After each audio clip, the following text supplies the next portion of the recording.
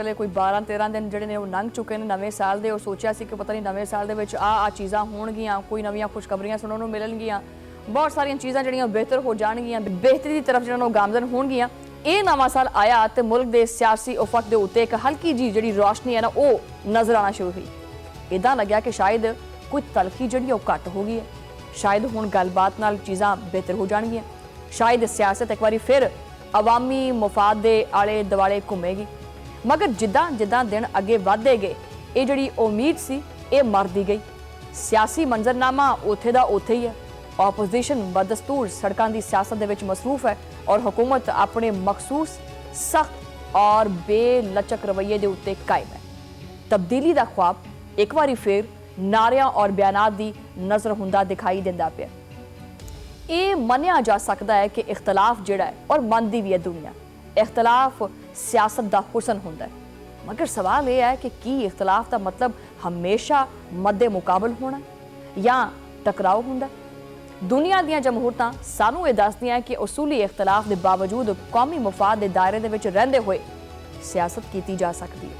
सियासी जमातां एक दूजे की मुखालफत करदियां ने मगर रियासत की दुश्मन नहीं हुंदियां। ये वही नुकता है जिथे साडी सियासत बार बार आके ठोकर खांदी है। इत्थे इख्तलाफ राय नहीं बल्कि इख्तलाफ खुद एक वजूद बन जाता है और यही जमहूरीयत के इस्तेहकाम के रास्ते के उत्ते सब तो वड्डी सट और सब तो वड्डी एक रुकावट है। साडी सियासी क्यादत जदों भी गल करदी है तो वह माजी की शिकायत का जिहड़ा परंदा खोल दिंदी है। आख्या जाता है कि जमहूरीयत नूं काम नहीं करन दिंदे, सियासी अमल नूं बार बार रोकिया गया, गैर जमहूरी कुवतां ने मुदाखलत भी की।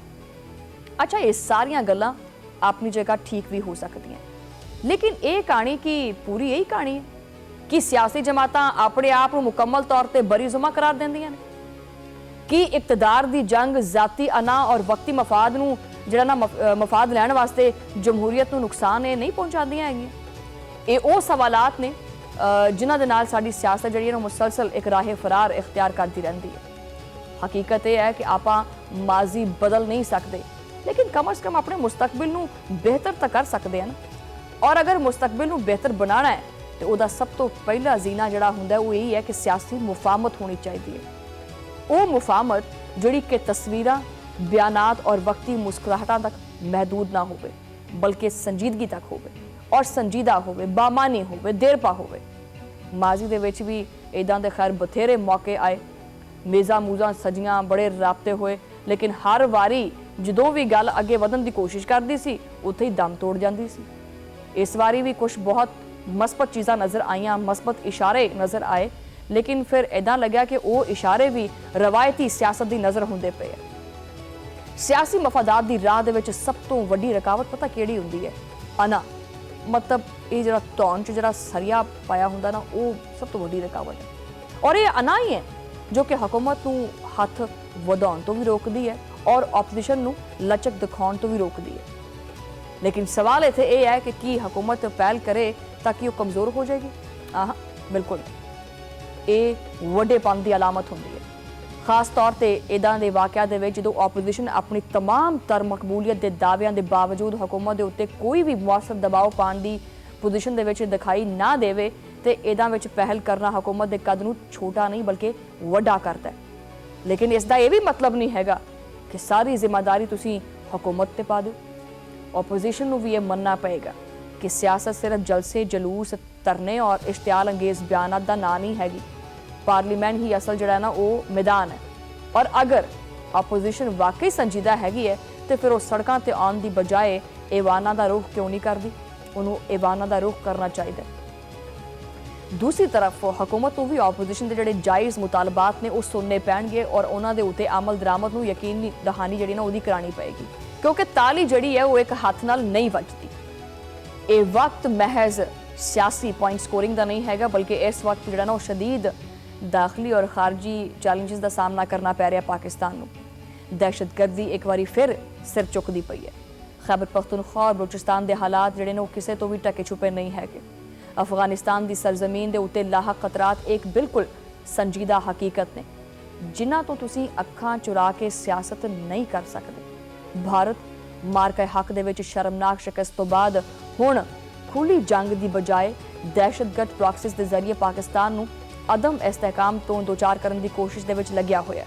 ਉਹਦੀ ਪੂਰੀ ਕੋਸ਼ਿਸ਼ ਹੈ ਕਿ ਪਾਕਿਸਤਾਨ ਦੇ ਵਿੱਚ ਇੰਤਸ਼ਾਰ ਫੈਲਾਇਆ ਜਾਏ। ਦੂਸਰੇ ਪਾਸੇ ਈਰਾਨ ਦੀ ਜਿਹੜੀ ਸੂਰਤ-ਏ-ਹਾਲ ਹੈ ਤੁਹਾਡੇ ਸਾਹਮਣੇ ਹੈ। ईरान की सूरत हाल इस वक्त जो ना वो लम्हा फिक्री है। एक ऐसा हमसाया मुल्क जोड़ा है जिहदे असरात जोड़े ने वो आपां अपने यानी पाकिस्तान तो अलग उन्होंने रख ही नहीं सकते। मशरक़े वुस्ता दे विच अग लगी हुई है। आलमी सतह के उत्ते अमन एक ख्वाब बनता जा रहा है। यूक्रेन होवे या फिर गज़ा है, दुनिया मुसलसल जंगां दी दलदल दे विच फसी हुई है और मजीद फसदी जा रही है। इदां दे हालात दे विच की ਆਪਾਂ ਨੂੰ ਦਾਖਲੀ ਜਿਹੜੀ ਸਿਆਸੀ ਮਹਾਜ਼ਰ ਆਈ ਹੈ ਉਹਦੀ ਤਰਫ ਵਧਣਾ ਚਾਹੀਦਾ ਹੈ? क्या ਇਹ ਠੀਕ ਹੈ ਕਿ ਆਪਾਂ ਇੱਕ ਕੌਮ ਦੇ ਤੌਰ ਤੇ ਬੈਰੂਨੀ ਖਤਰਾਤ ਦਾ ਮੁਕਾਬਲਾ ਨਹੀਂ ਕਰ ਸਕਦੇ? ਜਵਾਬ ਵਾਜ਼ਿਹ ਹੈ, ਨਹੀਂ। ਵਕਤ ਦਾ ਤਕਾਜ਼ਾ ਹੈ ਕਿ ਕੌਮੀ ਸਤਹ ਦੇ ਉੱਤੇ ਸਿਆਸੀ ਦਰਜਾ ਹਰਾਰਤ ਘੱਟ ਕੀਤਾ ਜਾਵੇ। ਇਹ ਮੰਨਿਆ ਜਾਵੇ ਕਿ ਕੁਛ ਲਓ ਔਰ ਕੁਛ ਦੋ। ਇਹ ਪਾਲਿਸੀ ਜਿਹੜੀ ਹੈ ਕੋਈ ਘਾਟੇ ਦਾ ਸੌਦਾ ਨਹੀਂ ਹੈਗੀ, ਬਲਕਿ ਇੱਕ ਕੌਮੀ ਮਫਾਦ ਦੀ ਸਰਮਾਇਆਕਾਰੀ ਹੈ। अगर ये नतीजे दे सियासी इस्तेहकाम आंदा है तो हुकूमत नूं अपनी तवानाई जिहड़ी है रोज़मर्रा के सियासी दफा की बजाय कौमी अमूर के उत्ते मरकूज करनी चाहिए है। इहदा मौका मिलेगा उन्होंने। मैशियत, सिक्योरिटी, खारजा पॉलिसी ये सारे इदां दे शोबे ने जिहड़े सियासी यकसोई मंगते हैं, ना कि रोज़ाना की लड़ाई मंगते हैं। हुकूमत की तरफों साल के आगाज़ से सियासी मुकालमे की एक गलबात की गई सी। वज़ीर आज़म ने ना सिर्फ इस गल की इजाज़त दी बल्कि काबीना इजलास दे विच इहदे उत्ते इजहार ख्याल भी किया और एक बड़ा मस्बत कदम सी और एक उम्मीद की किरण भी सी। मगर सवाल यह है कि इस किरण नूं जिंदा रखा जाएगा या यह भी माजी की तरह जो बयानात के आले दुआले ही गुम हो जाएगी? अगर हुकूमत वाकई संजीदा हैगी है तो फिर महज इदां दीयां गल्लां नाल क्यों अगे वधदी है? उन्होंने मजीद अगे वधना होएगा। हुण गेंद जिहड़ी है वो ओपोजिशन के कोर्ट दे विच है। अगर ओपोजिशन वाकई सियासी इंतशार के खात्मे की जी ना वो चाहती है कि खात्मा होवे तो उन्होंने मुफाहमती सोच का एक अमली इजहार भी करना पएगा, ना कि सड़कों से निकल के इंतशार फैलाना। सिर्फ हुकूमत को तनकीद का निशाना बनाने नाल सियासी बहरान खत्म नहीं होता। कौम हुण सिर्फ महज इल्जामात ते नहीं चलती बल्कि वो हल भी चाहती है। आवाम में देखना चाहती है कि उहदे मुंतखब नुमाइंदे इख्तलाफ के बावजूद एक कुर्सी ते एक मेज़ के उत्ते आके बहिंदे या नहीं बहिंदे। ये वक्त जज्बाती सियासत का नहीं हैगा बल्कि एक अमली सियासत का है और समझदारी वाली सियासत है। ये वक्त जाती मफाद नूं कौमी मफाद के उत्ते कुर्बान करन दा है। अगर अज भी आपां ये मौका गवा दिता तो फिर शायद कल अपने कोले शिकायत के सिवा कुछ भी नहीं बचना।